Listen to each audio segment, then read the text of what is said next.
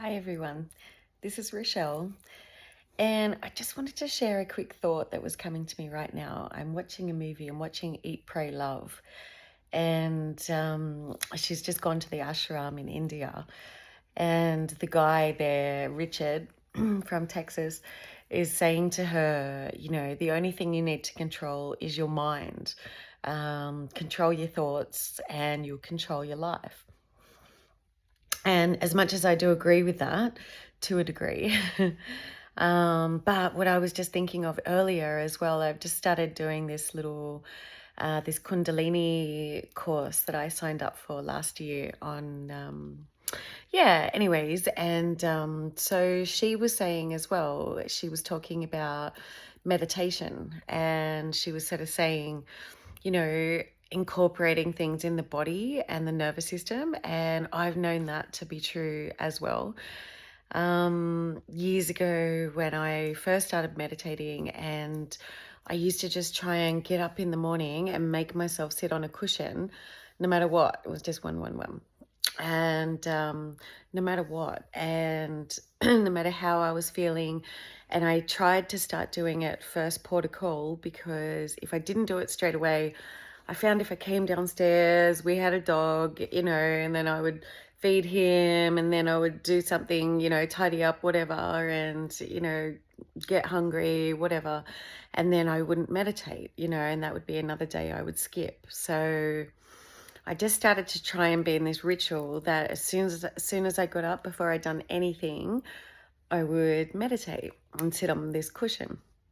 So, though I will say, if you're anxiety prone and, you have, say, just that trauma-based nervous system, then it can be really challenging just to get up and go and sit on a cushion, or just to plonk down on a cushion at any given time, thinking that your brain is just going to switch off, because as anyone knows that is prone to that, it don't work like that. So you got to at least shake it out, like do some somatic shaking, just shake your body out. EFT, like emotional freedom tapping, I found helped. Just Google it. That, because that stops the fight or flight response to the amygdala in the brain. So I found that to be helpful. It's just anything basically to get into your body before you sit down. So otherwise you're going to be in your mind, in your head. So you've got to get back into your body before you sort of can find that beneficial. Otherwise, if you've carved out 20 minutes for yourself to sit on a cushion, you might get 3 minutes if you're lucky. So that was something that I just wanted to share, because what he was just saying then, control your mind, control your thoughts, you control your life. But I feel it's getting into our bodies. It was just 333. Getting into our bodies and learning that our body, our gut brain, and our body and our nervous system equal as well. How our brain's going to be responding, and what kind of thoughts are going to come up, So basically, you're sort of doing a reset of the nervous system, so you're not just running on autopilot. So, and just the thoughts that are, the monkey mind, just that first protocol. Oh, I get up now, I normally have a coffee. Oh, I get up now, I clean my teeth. It's like, no, and even looking in the mirror or checking our phone, that's why they say with that as well, because as soon as you check your phone and you're checking, your Facebook, your Instagram and things like that, you're affirming your identity and to the perception of that.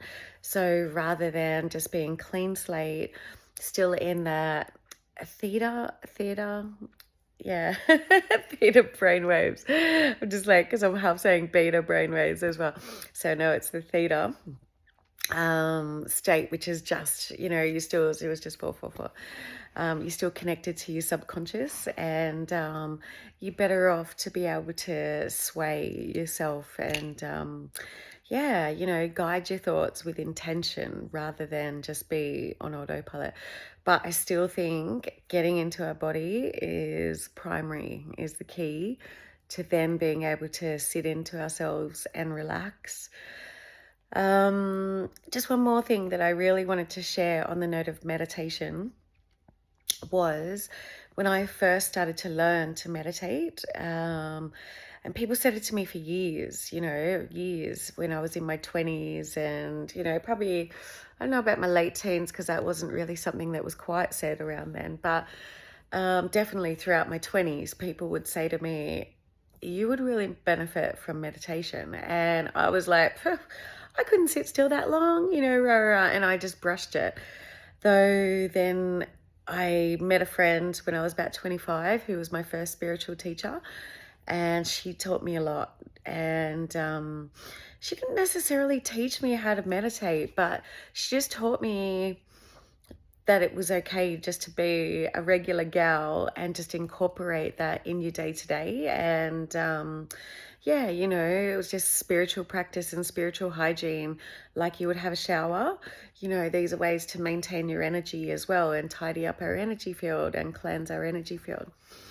So, but I learned firsthand by myself to get into my body before sitting down on the yoga mat, or even just going for a quick little walk, even just standing outside on the grass and having a stretch. Like, it doesn't have to be a big lengthy process. Just do a little something to get into your body. Even do bloody 10 star jumps, that will help. And you're actually cleansing your aura at the same time, like literally. So, that's not such just a little gym thing from back in primary. Yeah, golly gosh, oh yes. So that was what I wanted to share. Sorry guys, I'm going to do this sometimes. Between ADHD brain and a little bit of hormones now, I believe. Well, I don't want to believe it, but I'm feeling it and noticing that, yeah, my brain is just sort of being a little bit forgetful with certain things. So bear with me. If I forget something, I'll try and rehash on it in another story. If not, just message me and say, what was the last bit of what you wanted to say there? Because I've already done it a couple of times, signed off. And there was like, there was actually a couple of things I still wanted to say. So just ask me and I'll message it. Yeah, so when I first started to learn to meditate, how I taught my brain that was very fast thinking, very active, hello ADHD brain, and prone to anxiety. And at that time, I didn't really know I didn't really have enough tools in my toolkit and have that understanding of the nervous system and getting into my body and the awareness. So, but I did learn to harmonize it. And what I intuitively lent into was just to sit there cross-legged. And even though this is about to go against what I was just jumped in here to say, I think both can be relevant. So if you're going to sit down and you really just want to start to train your brain, even after you've moved and what have you, but just to still have that, because our brains and our egos are like a small child in the sense that they're going to try and resist, they're going to try and act up and go back to doing whatever the hell they wanted to do. It's like trying to get a child to go when they've had no bedtime to start going to bed at 7:30. They're going to resist. So it's that same kind of thing. So anyways, just sitting cross-legged on my mat, just with my eyes shut, and I would just breathe in, breathe into the belly and just I used to practice literally with my hand on my stomach. So I'd feel my hand rise, and then as I would inhale, and then as I would exhale, feeling it drop away, and even that was calming and soothing and helped me connect to getting into my body. Yeah, so, and then as I would inhale, expand my belly, and then as I would exhale, I would just say to myself, 1. And then I would inhale again, and then as I would exhale, I would just say 2. and, you know, and so on and so forth. I would just count up to 10. Though sometimes then if I got to, you know, 5 or 6, you know, 6 or 7, even 8 or 9, if I started to notice myself just go off on a tangent and a train of thought to whatever, you know, something about work or whatever scenario that popped in my mind, I didn't sort of go off at myself. I didn't see it as good or bad. I didn't see it as wrong. I just simply just went 1, 2. I just brought myself back. And I found that was a really helpful way as well, rather than sort of going, oh, now you're thinking and da-da-da, because then you're thinking about thinking, you know. So rather than spiking your own cortisol and things like that, again, it's not wrong or right. It's called a practice for a reason. So, and just to come back to thyself. And you don't even need to do it for a long time, you know. It doesn't need to be for a long time, especially at the start. Because like anything at the start, it's a little bit, you know, anything new can be a little bit strenuous. It was just double one. Yeah, you know, you in that resistance. It's the same even when you're learning something at a new job and you come home for a little while and you think, oh, I'm really tired, you know, because the brain's been extending beyond its comfort zone and things like that. So, yeah, so just being gentle and patient, you know, with yourself and knowing it is a practice. Though, again, you know, I remember one of the first times when I got meditation, and that I was just sort of in it, and I was really busy at work, and hairdressers so fast paced. You're spending a lot of energy in the sense of chatting and things like that, as well as the physical and you know, long hours on the feed and da-da-da.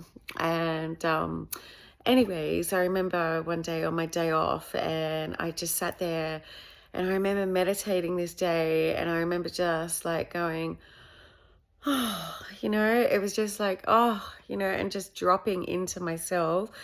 And it was like a holiday inside, you know, it really was. It was just like, oh, thank God, you know, like a getaway inside.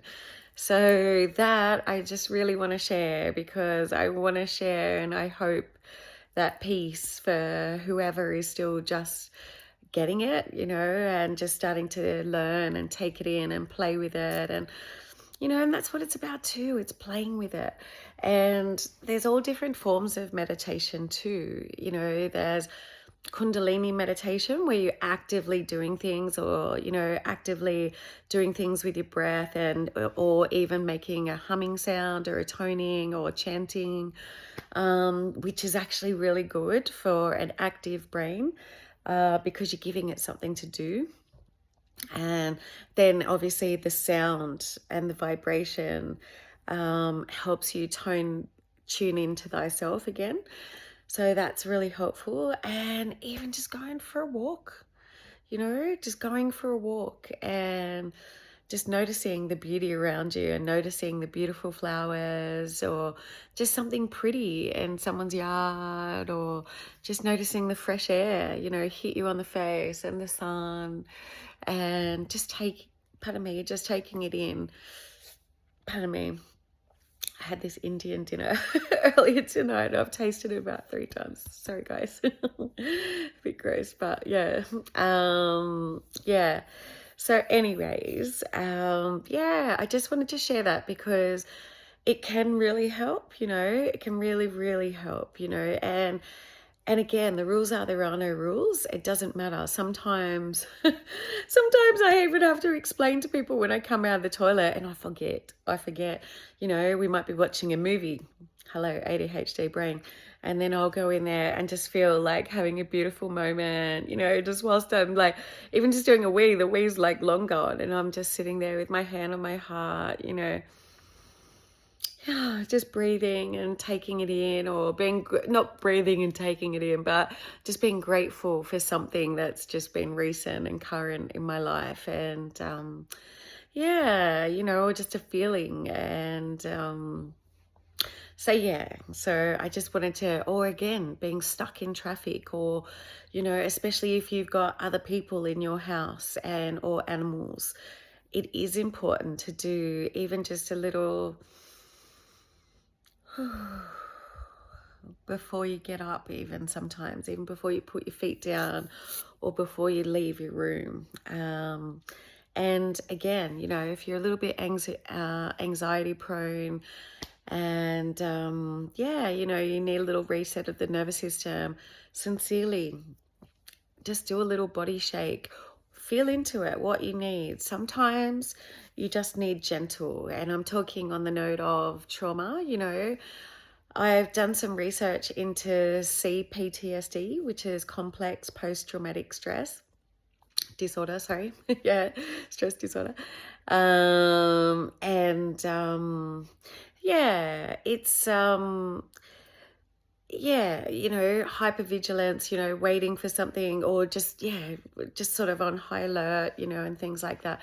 That was something that was true for me for a little bit, and I'm thankful to say you can move past it, though it's about being around people as well that are good for your nervous system and good for your soul. It's just as simple as that, and that make you laugh, and that you can trust, and that you feel safe. So when you're around people like that, you can really start to learn to relax into yourself. It does need to start with thyself first to even attract those people in. So it always starts with the self.